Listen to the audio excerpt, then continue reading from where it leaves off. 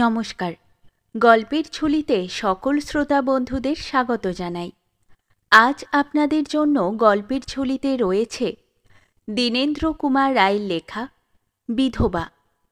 গল্পটি ভালো লাগলে লাইক এবং শেয়ার করে দেবেন, আর চ্যানেলে নতুন হয়ে থাকলে আরও গল্প শোনার জন্য চ্যানেলটি সাবস্ক্রাইব করতে কিন্তু ভুলবেন না। তাহলে চলুন শুনে নেওয়া যাক আজকের গল্প।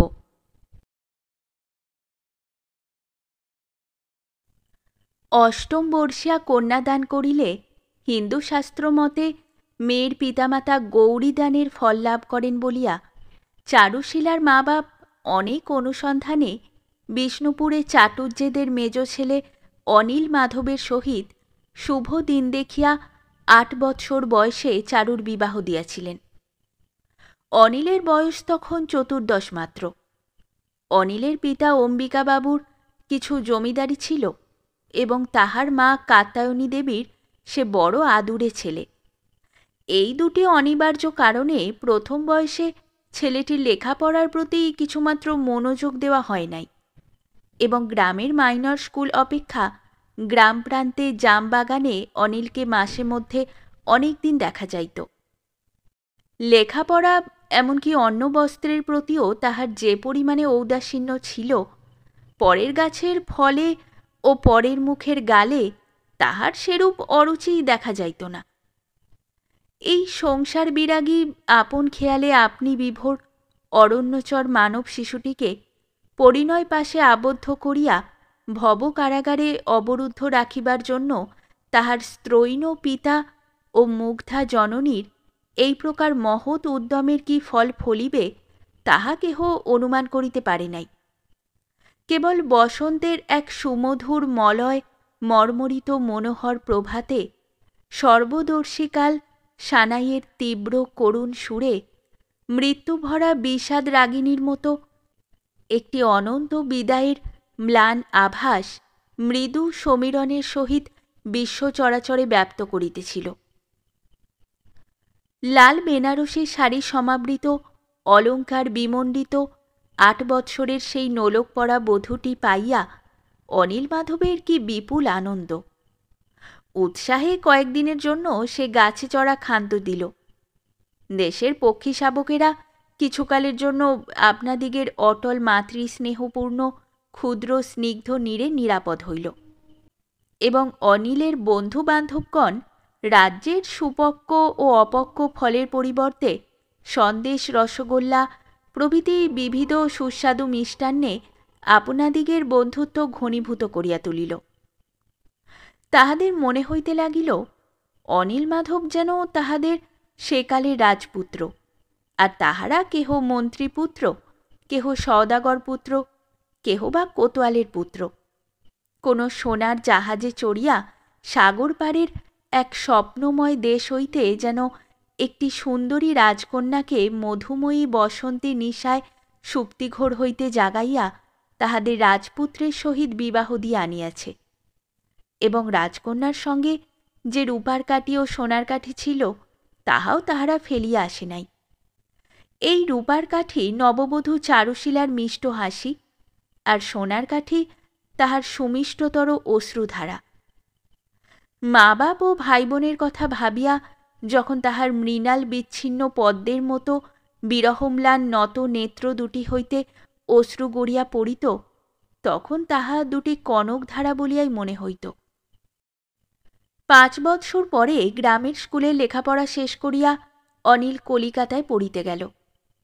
এখন সেই সভ্যভব্য নব্য যুবক। তাহার বাল্যকালের চাপল্য অন্তর্হিত হইয়াছে। বিলাতি জুতা, লেডলের বাড়ির শার্ট, সুবর্ণ চেন ও সুচারু টেরি শোভিত সেই নব যুবকটিকে দেখিয়া এখন একবার সন্দেহ হয় না যে সে কাঁচা পাকা ফল ও পক্ষী শাবকের সন্ধানে পল্লীগ্রামের দুর্দান্ত ছেলেদের দলপতি রূপে গাছে গাছে ঘুরিয়া নিরুদ্বেগ শৈশব অতিবাহিত করিয়াছে। চারুর নব উন্মেষিত প্রেম পুষ্পকেশরে চতুর্দিকে রক্তদল স্তবকের ন্যায় তাহার হৃদয় আচ্ছন্ন করিয়াছে এবং সেই প্রেম কুসুমের অরুণ আভায় তাহার তরুণ হৃদয় সুরঞ্জিত হইয়াছে। কলিকাতায় আসিয়া অনিল প্রতি সপ্তাহে চারুকে 2খানি করিয়া পত্র লিখিত এবং উপর্যুপরি 2 দিন ছুটি পাইলেই সে দার্জিলিং মেলে বাড়ি ছুটিয়া আসিত। কিন্তু অদৃষ্টের কি বিড়ম্বনা! চারুর প্রতি অনিলের এই স্বাভাবিক প্রেমাকর্ষণকে নিতান্ত অস্বাভাবিক নির্লজ্জতার চিহ্ন ভাবিয়া পল্লী রমণীগণ দত্তবাড়ির মাধ্যাহ্নিক বৈঠকে এ বিষয়ে তুমুল আন্দোলন উপস্থিত করিল এবং পাড়ার ফিমেল অ্যাসোসিয়েশনের প্রেসিডেন্ট শ্রীমতী রূপ ঠাকুরঝি অনেক নজির উদ্ধৃত করিয়া অনিলের মাকে বুঝাইয়া দিলেন যে ছেলেকে এখন হইতে বউয়ের সঙ্গে বেশি মিশিতে দিলে ছেলে ক্রমে তাহার গোলাম হইয়া পড়িবে এবং অবশেষে বউ শাশুড়ির উপরও কর্তৃত্ব করিতে ছাড়িবে না। সেই হইতে অনিলের মা সাবধান হইতে আরম্ভ করিয়াছেন। ছেলেকে অকারণে মধ্যে মধ্যে বাড়ি আসিতে দেখিলে তিনি বিরক্তি প্রকাশ করিতেন। একদিন তিনি কথা প্রসঙ্গে তাহার স্বামীকে বলিলেন, সে কালই ভালো ছিল, শ্বশুর শাশুড়ি বাঁচিয়া থাকিতে আমি কখনো দিনের বেলা তোমার সম্মুখে আসিতেও সাহস করিতাম না, আর একালে বউগুলো হয়েছে বিবি, দিন নেই দুপুর নেই, সকল সময় একত্রে মুখোমুখি হয়ে ইয়ার্কি করবে। সেদিন অনিল বাড়ি ছিল এবং হঠাৎ কথাটা তাহার কানে প্রবেশ করিয়াছিল। সে বুঝিল তাহাদেরই লক্ষ্য করিয়া এ কথা বলা। মাতার উদার পুত্র স্নেহ স্বার্থনাশের আশঙ্কায় এমন সংকুচিত হয় ভাবিয়া অনিল কিছু ক্ষুণ্ণ হইল এবং তাহার সরল উদাসীন মুক্ত হৃদয়টিকে প্রেম রজ্জু দ্বারা বন্ধন করিয়া অবশেষে সেই বন্ধন পাশ লইয়া জননীর এই প্রকার হৃদয়হীন যথেচ্ছাচার তাহার নিকট একটা দুর্বোধ্য রহস্য বলিয়া প্রতীত হইতে লাগিল। তাহার পর হইতে অনিল ক্রমে বাড়ি আসা বন্ধ করিল, অভিমান করিয়া পূজার ছুটিতেও বাড়ি আসিল না এবং পত্রলেখা একেবারে কমাইয়া দিল। এদিকে শাশুড়ির কটূক্তি ও ননদের ব্যঙ্গোক্তিতে চারুকেও পত্রের সংখ্যা হ্রাস করিতে হইল। সে মাসের মধ্যে কদাচ একখানা লিখিত, কিন্তু তাহার প্রত্যেক ছত্রে এত অশ্রু মিশানো ভালোবাসা ঢালা থাকিত যে অনিল সমস্ত অপরাহ্ন ধরিয়া জনসংকুল কলিকাতার রথচক্র মুখরিত সুবৃহৎ রাজপথের পার্শ্ববর্তী এক সমুন্নত অট্টালিকা চূড়ায় বসিয়া সেই অশুদ্ধ বর্ণবিন্যস্ত পত্রখানি পড়িয়া পড়িয়া মুখস্থ করিয়া ফেলিত এবং কিছুতেই তাহার পরিতৃপ্তি হইত না। অবশেষে শ্রান্ত রবি যখন পশ্চিম আকাশ বিচিত্র বর্ণে সুরঞ্জিত করিয়া পৃথিবীর প্রান্তে বিলুপ্ত হইতেন ও পরিপুষ্ট শশধর আপনার সুবিমল সৌন্দর্য জ্যোতিতে ধরাতলে কুসুম সুকোমল শুভ্রতা প্রস্ফুটিত করিয়া মাধবের বক্ষ বিলম্বিত শ্রেষ্ঠ রত্নের ন্যায় পূর্বগমনে সমুদিত হইতেন, তখন সংসারের সকল সুখ ও শোভা, জগতের সমস্ত উচ্ছ্বসিত আনন্দ প্রীতি কল্লোল অশরীরী আলোক বার্তাময় অনাবিল অচঞ্চল জ্যোতির্ময় রূপে অনিলের অনেক দিনের বিষাদন্ধকার মলিন দুঃসহ বিরহ বেদনাব্যাপ্ত হৃদয়স্তরকে সমুজ্জ্বল করিয়া তুলিত। দীর্ঘকালের অনাবৃষ্টির পর বর্ষার নব বাড়িবর্ষণে শুষ্কপ্রায় শীর্ণ ধান্যগুচ্ছ মুকলিত ও শ্যামল শীর্ষে কণ্টকিত হইয়া ঊর্ধ্বে যেমন আপনার ব্যগ্রবাহু উৎক্ষিপ্ত করিয়া দেয়, তেমনি বহু দিনান্তে এক একখানি প্রেমের পত্র চারুর বিরহতাপ বিশুষ্ক হৃদয় কলিকাটি আশাবাড়ি সিঞ্চনে মুকুলিত করিয়া তুলিত। সে তাহার বলয় বেষ্টিত মৃণাল কোমল ক্ষীণ বাহু দুটি দ্বারা প্রিয়তমের কণ্ঠবেষ্টনের ক্ষুদিত আকাঙ্ক্ষাটিকে হৃদয়ের মধ্যে নব নবভাবে পোষণ করিয়া এক দুই করিয়া দিন গণিতে লাগিল। উভয়ের হৃদয়ের অতৃপ্ত আকাঙ্ক্ষা উভয়ে নিভৃত হৃদয়ের অন্তঃস্থলে সংগুপ্ত রাখিয়া এমনিভাবে তাহারা দূরে দূরে থাকিয়া কাল কাটাইতে লাগিল। শেষে কলিকাতায় অনিলের কঠিন পীড়া হইল। সংবাদ পাইয়া তাহার পিতা তাহাকে শীঘ্র বাড়ি আনিবার জন্য লোক পাঠাইলেন। কলিকাতার মেশে শুশ্রূষার অভাব, তাহার উপর রোগের যন্ত্রণা রোগক্লিষ্ট অবসন্ন দেহে অনিল বাড়ি আসিল। কত দিন পরে চারুর সঙ্গে তাহার দেখা। কত সময় তাহার মনে হইত, চারু যদি সমস্ত দিন তাহার শয্যা প্রান্তে তাহার মাথার কাছে বসিয়া থাকে, তাহার কাছে বসিয়া যদি প্রেমপূর্ণ প্রশান্ত দৃষ্টিতে তাহার কাতর মুখের দিকে সহানুভূতি ভরে চাহিয়া থাকে, তাহা হইলে সেই নয়নামৃত সিঞ্চনেই বুঝি সে শীঘ্র সারিয়া উঠিতে পারে। তাহার মানসিক প্রসন্নতা সমধিক বর্ধিত হয়। কিন্তু মরিলেও বুঝি অদৃষ্টে সে সুখ ঘটিয়া উঠিবে না। সর্দার খানসামা বলরাম এবং বুড়ি ঝি কৌশল্যা তাহার সেবাব্রত গ্রহণ করিয়াছিল, কিন্তু তাহাদের সেই কবিত্ব শূন্য, আরাম বিরহিত, আন্তরিকতা বর্জিত, নিয়মবদ্ধ শুশ্রূষার উৎপীড়নে অনিল একেবারে হাঁপাইয়া উঠিয়াছিল। সে ভাবিত পক্ষীকে সোনার খাঁচায় পুরিয়া আদর করাও অনেকটা এই রকম।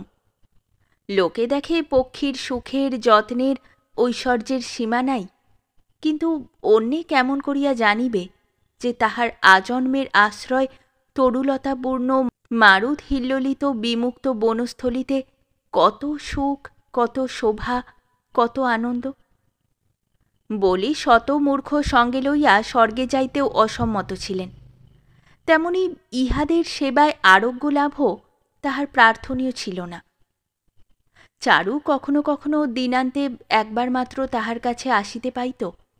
স্বাধীনভাবে অসংকোচে পীড়িত পতির সম্মুখে আসিবার তাহার অধিকার ছিল না, কারণ অনেকেই অনিলের এই রোগশয্যায় তাহার সহিত চারুর সাক্ষাৎ হওয়া নিষেধ করিয়াছিলেন। বিশেষত বহুদর্শী বিচক্ষণ কবিরাজ মহাশয় তাহার আয়ুর্বেদ সমুদ্র আলোড়নপূর্বক এই ব্যবস্থা সুধা উদ্ধার করিয়াছিলেন যে, রুগ্নাবস্থায় শ্রীমানের নিকট বধূমাতা উপস্থিত থাকিলে সহসা তাহার চিত্তবিকারে প্রাবল্যবশত বায়ু কুপিত হইবে। সেই কুপিত বায়ুর আকুঞ্চন ও প্রসারণজনিত প্রদাহে পিত্তের চঞ্চলতা বৃদ্ধি হইলেই কফের উৎপত্তি অবশ্যম্ভাবী, এবং সেই কফ পিত্ত বায়ু এই ত্রিদোষাশ্রিত ধাতু মিশ্রিত ও একত্র হইয়া সুষুম্না ও ইরার মধ্যবর্তী যে নাড়ীতে সতেজে বৈদ্যুতিক প্রবাহ সঞ্চারিত করিবে, নিদানের মতে সা নারী প্রাণঘাতিকা। কিন্তু এ সকল চিকিৎসা তত্ত্বে কর্ণপাত করিতে চারুশীলার কিছুমাত্র প্রবৃত্তি ছিল না। সে বাতায়ন প্রান্ত হইতে গোপনে অতি দীন নয়নে তাহার রুগ্ন স্বামীর ম্লান মুখখানি অত্যন্ত ঔৎসুক্যের সহিত নিরীক্ষণ করিত। কতবার তাহার মনে হইত, উষাকালের অস্তগমনোন্মুখ চন্দ্রকলার পাণ্ডুর আভা তাহার যে মুখে ফুটিয়া উঠিয়াছে, অকালে সে মুখ হয়তো তাহার হৃদয়াকাশ হইতে চির বিলুপ্ত হইবে, এবং প্রদীপ্ত দিবালোকের পরিবর্তে তামসী নিশিদিনীর অনন্ত অন্ধকার ভিন্ন ভবিষ্যতের জন্য তাহার আর কিছুই সম্বল রহিবে না। অবশেষে অনিলের দিন যখন ফুরাইয়া আসিল, তখন চারু কোনো বাধা বিঘ্ন না মানিয়া স্বামীর রোগশয্যা প্রান্তে উপস্থিত হইল, এবং তাহার মুখখানি আপনার অবসন্ন বিদীর্ণ প্রায় বুকে তুলিয়া লইয়া তাহা অশ্রু বিধৌত করিয়া মাটিতে পড়িয়া লুটাইতে লাগিল। অনিল তাহার অন্তিম শ্বাস আকর্ষণপূর্বক বলিল, আমার জীবনের সকল আশাই অপূর্ণ রহিল, আমি অতি হতভাগ্য। তাহার নিষ্প্রভ নেত্রের অশ্রুধারা গড়াইয়া উপাধান সিক্ত করিল। চারুর হৃদয় সেই অশ্রুপ্রবাহে ভাসিয়া গেল। তাহার মুখ হইতে একটাও সান্ত্বনার কথা বাহির হইল না। হতভাগিনী এখন আর কি বলিয়া প্রিয়তমকে সান্ত্বনাদান করিবে? প্রথম যৌবনে কালের অমোঘ কুঠারে নির্মূলিত জীবনতরু পতনকালে তাহার আশ্রিতা আশালতাকে অবলম্বন করিয়া কোনকালে রক্ষা পাইয়াছে। চারু সমস্ত ভাষা তাহার বুকের মধ্যে বাষ্পময় হইয়া তাহার বক্ষস্থল স্পন্দিত করিতে লাগিল। তখন অনিল আবেগ ভরে তাহার বিশীর্ণ বিবর্ণ ওষ্ঠের মৃদু সংস্পর্শে চারুর উদ্বেগম্লান কোমল বিকম্পিত পুষ্পপুটতুল্য ওষ্ঠাধর সস্নেহে তেমনি করিয়া চুম্বন করিল, যেমন করিয়া বসন্ত শেষে বসন্তানীল নিশান্তে শিশির সিক্ত প্রস্পন্দিত শিথিলবৃন্ত রজনীগন্ধার সুমন্দ স্নিগ্ধ গন্ধটুকু এক নিঃশ্বাসে পান করিয়া ধরণীর ক্রোড় হইতে ধীরে ধীরে অপসৃত হয়। অনিল চারুর হাতে তাহার স্টিলের ক্যাশবাক্সটির চাবি দিয়া বলিল, আমি এতকাল বিদেশে শুধু আমার জীবন মরণে দেবতারই ধ্যান করিয়াছি। অন্তরের অন্তঃপুরে এক চিত্তে গৃহলক্ষ্মীর আবাহন করিয়াছি। তাই বাহিরের দেবী সরস্বতী বিরাগ ভরে বাহিরেই বিরাজ করিয়াছেন। আজ আমার সর্বস্ব তোমাকে সমর্পণ করিলাম। ইহাই আমার অন্তিম স্মৃতিচিহ্ন। ইহার পর চারুর সহিত অনিলের আর কোনো কথা হয় নাই। সেই 15 বৎসর বয়সে সংসারে সুখের মুখ দেখিতে না দেখিতে মন্দভাগিনী চারু বিধবা হইল। সে রাত্রি তাহার অনন্ত বিষাদান্ধকারে চারুর সুখ সৌভাগ্যভ্রষ্ট জীবন সমাচ্ছন্ন করিল। সেই ঘোড়া মেঘাবৃতা অমা নিশিথিনীর আর কখনো অবসান হইবে না। মরণের কোনো অনির্দিষ্ট অদৃশ্য প্রান্তে নন্দনের কোনো মন্দার গন্ধবন্দিত আনন্দ কল্লোলিত মন্দাকিনী কূলে কতকালের দুঃসহ বিরহ অন্তে মিলনের মধুময় সুস্নিগ্ধ আলোকলেখা ফুটিয়া উঠিবে এবং তাহার কোমল আভায় দেবদম্পতির ন্যায় প্রভান্বিত এই নরদম্পতি আপনাদের অলৌকিক প্রভাতী সঙ্গীতের প্রথম তানে নবজীবনের মিলনগীতির সুললিত ঝঙ্কারে সুরকাননে বিমল উষার বিকাশ কাহিনী প্রকাশ করিবে। তাহা কবি কল্পনার অতীত। চারুর দুঃখের সীমা নাই। আহারের কষ্টকে সে কষ্ট বলিয়া মনে করিত না, আমোদ আহ্লাদেরও সে প্রত্যাশিনী ছিল না। সে যাহাকে প্রাণাধিক ভালোবাসিত সে তো তাহাকে একাকিনী ফেলিয়া তাহার সকল সুখ ও আনন্দ, তাহার হাতের নোয়া সিথির সিঁদুর, তাহার সোনার কঙ্কণ, সাধের কণ্ঠমালা সকলই সঙ্গে লইয়া চলিয়া গিয়াছে।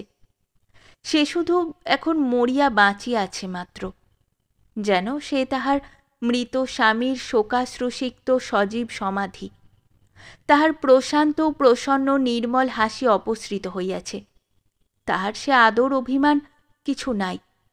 শাখাভ্রষ্ট ধূলিম্লান সৌরভ গৌরব বিচ্যুত ক্ষুদ্র যূথিকা পুষ্পের ন্যায় সজল জলদাবৃত নিষ্প্রভ চন্দ্রিকাতুল্য ধূম্র পরিবৃত সুপবিত্র হোমানল সম এই ধৈর্যময়ী সহিষ্ণুতা রূপিণী বিকারবিহীনা আশান্তরিতা বিধবার জীবন ও ওই ক্ষুদিত আকাঙ্ক্ষাতাড়িত স্বার্থপর কঠোর সংসার, এই উভয়ের মধ্যে একটা ছায়াময় রহস্যময় লঘু আবরণ কি দুর্লঙ্ঘ ব্যবধান নির্মাণ করিয়া তুলিয়াছে। তাহার সকলই ফুরিয়াইয়াছে, এখন তাহার মরিতে ঝরিতে শুধু বাকি। সকল কষ্ট সহ্য হয়, কিন্তু বিধবার পক্ষে কথার খোঁটা বড় মর্মান্তিক। স্বামী বিয়োগের পর হইতে চারু তাহার শাশুড়ির 2 চক্ষের বিষ হইয়াছে। যেন চারুর সহিত বিবাহ হওয়াটাই অনিলের মৃত্যুর কারণ। যতদিন অনিল বাঁচিয়া ছিল অনিলের মা মনে করিতেন বউটা আমার ছেলেকে পর করিবে। চারুর বাপ তেমন অবস্থাপন্ন লোক নহেন। আন্তরিক ইচ্ছা সত্ত্বেও তিনি অর্থের অনটনবশত সর্বদা তাহার প্রিয়তমা কন্যাটির তত্ত্বতালাশ লইতে পারিতেন না। কিন্তু এই অক্ষমতাজনিত ত্রুটিকে চারুর শাশুড়ি স্বেচ্ছাকৃত উপেক্ষা বলিয়া মনে করিতেন। তাই বেআই ও বেআইনের উপর তাহার যত আক্রোশ সমস্ত তিনি তাহাদের এই নিরপরাধিনী নিরীহ কন্যাটির অসহায় মস্তকের উপর মুষলধারে বর্ষণ করিতেন। চারু বড় শান্ত মেয়ে। সহস্র অত্যাচার সহ্য করিয়া সে একটিও প্রতিবাদ করিত না।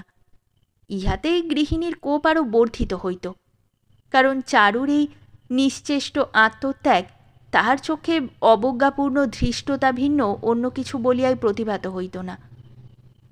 বোবার শত্রু নাই এই সর্বজন বিদিত প্রবাদটিকে তিনি সম্পূর্ণরূপে নিষ্ফল করিয়া ফেলিয়াছিলেন। অনিলের মৃত্যুর পর চারুর শাশুড়ি প্রায় বলিতেন, ও তো বউ নয়, রাক্ষসী। আমার ছেলেটিকে মারবার জন্যেই এসেছিল। তখনই কর্তাকে বলেছিলাম, আচার্যি ঠাকুর গুণে বলেছেন এ মেয়ে রাক্ষসগণ বিয়ে দিলে মঙ্গল হবে না। তা উনি বললেন, আহা খাসা চাঁদপানা মুখ, অমন মুখে নুড়োর আগুন জ্বেলে দিতে হয়। এই প্রকার হৃদয় বিদারক কঠিন মন্তব্যগুলো অনিলের মা যে সকল সময়ে বিশেষ সাবধান হইয়া এবং চারুর অসাক্ষাতে করিতেন তাহা নহে। বিধবা পুত্রবধূর হৃদয়ে বেদনার যে কিছুমাত্র তোয়াক্কা রাখা দরকার তা কোনোদিনও তাহার মনে হয় নাই।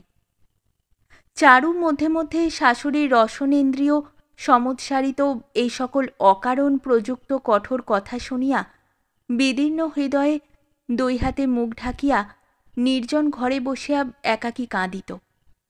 কিন্তু হতভাগিনীর তাহাতেও নিস্তার নাই।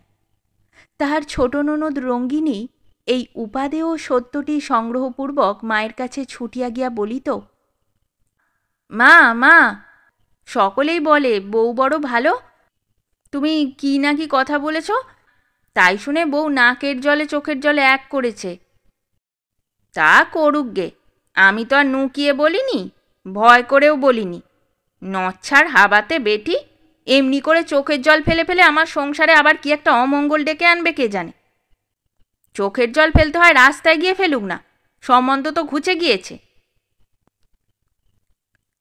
চারুর পিত্রালয় হইতে বিষ্ণুপুর মোটে 3 ক্রোশ। চারুর কষ্টের কথা তাহার মায়ের কাছে গোপন রহিল না। তাহার মা লিখিলেন, মা চারু, তোমার কষ্টের কথা শুনিয়া আমি চোখে জল রাখিতে পারিতেছি না। আমার ইচ্ছা দিন কতক তোমাকে এখানে আনাইয়া একটু যত্ন করি। কত পাপই যে করেছিলাম, আমার দুধের মেয়ের এত যাতনার কথাও আমাকে শুনিতে হইতেছে। চারু অনেক ভাবিয়া লিখিল, মা, আমার কষ্টের জন্য তুমি দুঃখিত হইও না। আমি কষ্ট সহিতে শিখিতেছি। আমার শ্বশুর শাশুড়ি এখন আমাকে তোমাদের কাছে পাঠাইবেন না, তাহাদের অমতে যাওয়া উচিত নয়। এ কঠিন প্রাণ শীঘ্র বাহির হইবে না। সময়ান্তরে আমি তোমাদের সঙ্গে দেখা করিবার চেষ্টা করিব। তুমি ছাড়া তোমার এ দুঃখিনী কন্যার কে আছে মা? চারু গোপনে পত্রখানি মায়ের কাছে পাঠাইয়াছিল, কিন্তু সে পত্রের কথা কাহারও জানিতে বাকি থাকিল না। চারুর মা চারুকে যে পত্র লিখিয়াছিলেন তাহা পড়িয়া সে বালিশের নিচে গুঁজিয়া রাখিয়াছিল। কোন সুযোগে চারুর ছোট যা বিনোদিনী সেখানি লইয়া শাশুড়ির হাতে দিল। বিনোদিনী খুব শেয়ানা মেয়ে, এই তার মোটে 13 বৎসর বয়স। এরই মধ্যে বুদ্ধি বলে শাশুড়িকে করতলগত করিয়াছে। শাশুড়ি বলেন, আমার ছোট বৌমার মতো সুবুদ্ধি মেয়ে এ কলিকালে আর দুটি দেখা যায় না। চারুর মার চিঠি দেখিয়া চারুর শাশুড়ি তেলে বেগুনে জ্বলিয়া উঠিলেন। মুখে যা আসিল তাহাই বলিয়া গালি দিলেন। অবশেষে বলিলেন, যদি তুই ফের আমাদের কুচ্ছ করে বাপের বাড়ি পত্র লিখবি তো ঝাঁটা মেরে তোকে অন্দরের বার করে দেব। হারামজাদির পেটে পেটে নষ্টামি। চারু আত্মদোষ খালনের কোনো চেষ্টা করিল না, শুধু অবনত মস্তকে নীরবে অশ্রু ত্যাগ করিতে লাগিল। হায়, হতভাগিনীর এ অশ্রু উৎস কি রুদ্ধ হইবার নহে? শ্রাবণ মাসের একদিন দুপুরবেলা চারু একাকিনী নিজের নির্জন ঘরটিতে বসিয়া বাতায়ন অন্তরালে আকাশের দিকে চাহিয়া আপনার অদৃষ্টের কথা চিন্তা করিতেছে। মেঘাবৃত আকাশের মতো তাহার হৃদয় আকাশও বিষাদঘন সমাচ্ছন্ন। কিন্তু আজ মেঘান্তরাল হইতে মধ্যে মধ্যে যেমন এক একবার সৌর কররাশি দীপ্ত দিবাকরের সকরুণ উদার হাস্যের মতো সিক্ত ধরণীর যৌবনশ্রী বিকশিত নিটোল শ্যামাঙ্গে আপনার আলোক তুলিকা বুলাইয়া আবার দিগন্তে মেঘান্তরালে অন্তর্হিত হইতেছে, তেমনি চারুর মনে আজ এই বর্ষনাদ্র বর্ষার স্তব্ধ মধ্যাহ্নে তাহার অশ্রু জবার মতো নয়নপল্লবে অতীত মধুর স্মৃতির সুধালোক রশ্মি এক একবার ফুটিয়া উঠিয়া আবার তখনই টুটিয়া যাইতেছে। তাহাতে কি সুখ কি বেদনা তাহা অন্যে বুঝিতে পারিবে না। অনেকক্ষণ ভাবিয়া ভাবিয়া আজ কতদিন পরে চারু তাহার হাত বাক্সটি খুলিয়া তাহার স্বামীর ডায়েরিখানির প্রত্যেক পৃষ্ঠা সতৃষ্ণ দৃষ্টিতে নিবিষ্ট মনে পাঠ করিতে লাগিল। পড়িতে পড়িতে স্বামীর প্রতি প্রীতিভরা সুগভীর বিশ্বাসে তাহার হৃদয় পূর্ণ হইয়া উঠিতেছিল। সে সুস্পষ্ট অনুভব করিতেছিল, কতদিন পূর্বে অনিলের মকরন্দ লোলুপ মনোভৃঙ্গ আপনার অনন্ত অতৃপ্ত মুখর কল্পনাজালে তাহার গন্ধমাদর মদিত হৃদয়ারবিন্দ পরিবেষ্টনপূর্বক প্রবাস হইতে যে নিত্য নিয়মিত মধুর গুঞ্জন ধ্বনিত করিয়া এই ডায়েরির প্রত্যেক পৃষ্ঠায় তাহার চিহ্ন রাখিয়া গিয়াছে, তাহা তাহারই কথা, তাহারই কবিতা, তাহারই স্নিগ্ধ প্রেমের প্রতি গভীর বিশ্বাসের অমর বার্তা এই ডায়েরির প্রতি ছত্রে তাহার প্রেমপূর্ণ সরল হৃদয়ের উজ্জ্বল ছবি অঙ্কিত রহিয়াছে। সকলই আছে, কেবল অনিল নাই। সেই হাসি, সেই মুখ, সেই প্রণয় প্রগলভ ধীর বচন, সেই প্রেমাদরপ বিপ্লুত অমৃত নিঃস্বদিনী ভাষা, সেই কোমল মধুর ভাবময় হাস্যময় করুণাময় অর্ধপ্রস্ফুট অর্ধমুকুলিত প্রতিভা সমুজ্জ্বল বিনিন্দিত প্রফুল্ল আখিদ্বয় সমস্তই অম্লান চিত্রের ন্যায় তাহার নয়ন সমক্ষে ভাসিয়া উঠিতেছে। কেবল অনিল নাই। বাক্সে অনেক জিনিস ছিল। তন্মধ্যে এক বোতল গোলাপ গন্ধ কুন্তলিন আর এক শিশি এসেন্স দেলখোস। অনিল লিখিয়াছিল, সে পূজার ছুটিতে বাড়ি গিয়া এই কুন্তলিন ও এসেন্সে চারুকে চর্চিত করিয়া তৃপ্ত নয়নে একবার তাহাকে ভালো করিয়া চাহিয়া দেখিবে। অনিলের বিশ্বাস ছিল, তাহা হইলে চারুর সর্বাঙ্গে সেই সৌন্দর্য ফুটিয়া উঠিবে, যে সৌন্দর্যে বিমুক্ত কুন্তলা, আসন অগ্রভূষণা, শুভ্রবেশিনী, বিশ্ববিমোহিনী রমা সৃষ্টির প্রথম প্রভাতে মৃণাল করে মৃত্যুঞ্জয়ী সুধা এবং মণিরত্ন বহনপূর্বক জ্যোতির্ময়ী নির্মল উষার সীমন্তমূলে অচঞ্চল শুক্রের ন্যায় তিমিরাবৃত রসাতল গর্ভ হইতে মন্দর মন্থিত ঘূর্ণমান অনন্ত নীলাম্বু রাশি ঊর্ধ্বে উত্থান করিয়া বিকশিত শতদলের উপর আপনার অলক্ত রঞ্জিত কমল গঞ্জিত সুকোমল যুগল চরণ সংস্থাপন করিয়া সিক্তবেশে মুক্ত কেশে সুমধুর প্রসন্ন দৃষ্টিতে নারায়ণীর চিত্তবিভ্রম উৎপন্ন করিয়াছিলেন। মানুষের এত স্পর্ধাতে দেবতার বুঝি অভিশাপ লাগিয়াছে, তাই অনিলের এই কামনা পরিপূর্ণ হয় নাই। কিন্তু সুন্দর শিশি দুটি তাহার অপূর্ণ বাসনার সুবাস স্মৃতিমণ্ডিত হইয়া সুস্নিগ্ধ ঢলঢল স্নেহে পরিপূর্ণ বক্ষে একটা অনাগত বাঞ্ছনীয় বাসরের জন্য বিধুকর বিধৌত কোনো মধু যামিনীর সমাগম প্রতীক্ষায় তাহার বাক্সের মধ্যে অবস্থান করিতেছিল। চারু একবার শিশি দুটি বাহির করিয়া তৎপ্রতি চাহিয়া চাহিয়া অতৃপ্ত মনে তাহা বাক্সে পুনঃস্থাপিত করিবে, এমন সময় রঙ্গিনী কোথা হইতে আসিয়া বলিল, বউ, ও কিসের শিশি?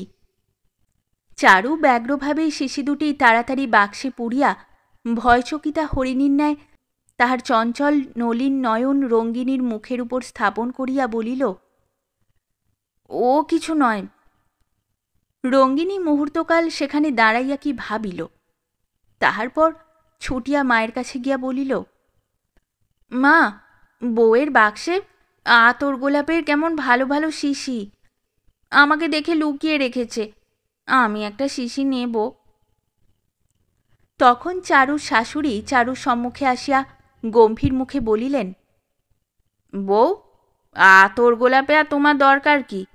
রঙ্গিনী আমাকে ধরেছে ছেলে মানুষ, ওকে একটা শিশি দাও। চারু সশঙ্ক চিত্তে বলিল, আমার কাছে তো আতর গোলাপ কিছু নেই। শাশুড়ি গর্জন করিয়া বলিলেন, নেই? আমার কাছে মিথ্যে কথা!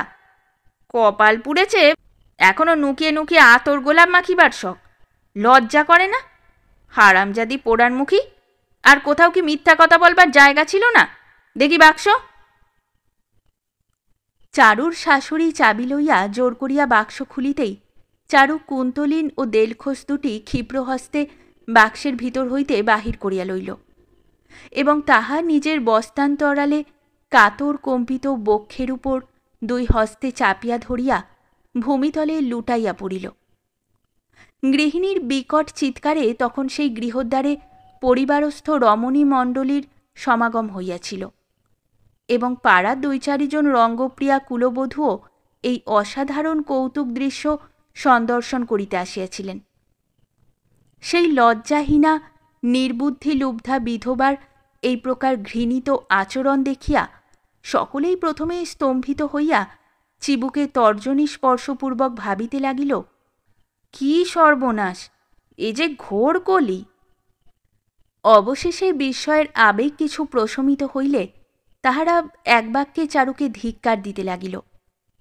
কিন্তু অনিলের পরিত্যক্ত পবিত্র স্নেহস্মৃতি সুরভিমণ্ডিত তাহার প্রিয়তম সুনির্মল পুষ্পসার ও সুগন্ধি তেল পরিপূর্ণ স্ফটিক পাত্র দুটি সেই অবগুণ্ঠিতা ভূমাবলুণ্ঠিতা অপমান কণ্টকিতা কুণ্ঠিতা অনাথা বিধবার অসহায় হৃদয়খানিকে সমগ্র পরিবারের তীব্র তিরস্কার তাড়না ও কঠোর ব্যঙ্গোক্তি হইতে অক্ষয় কবচের ন্যায় সুরক্ষিত করিয়া আত্মজীবনের প্রতি সুদুঃসহ ঘৃণা হইতে তাহাকে আজীবন অব্যাহত রাখিল।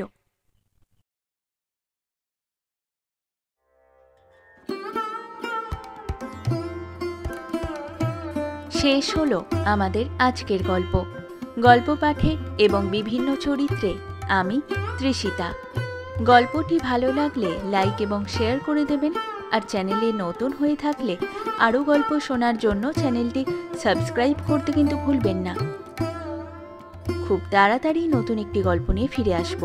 সকলে ভালো থাকুন, শুনতে থাকুন গল্পের ঝুলি।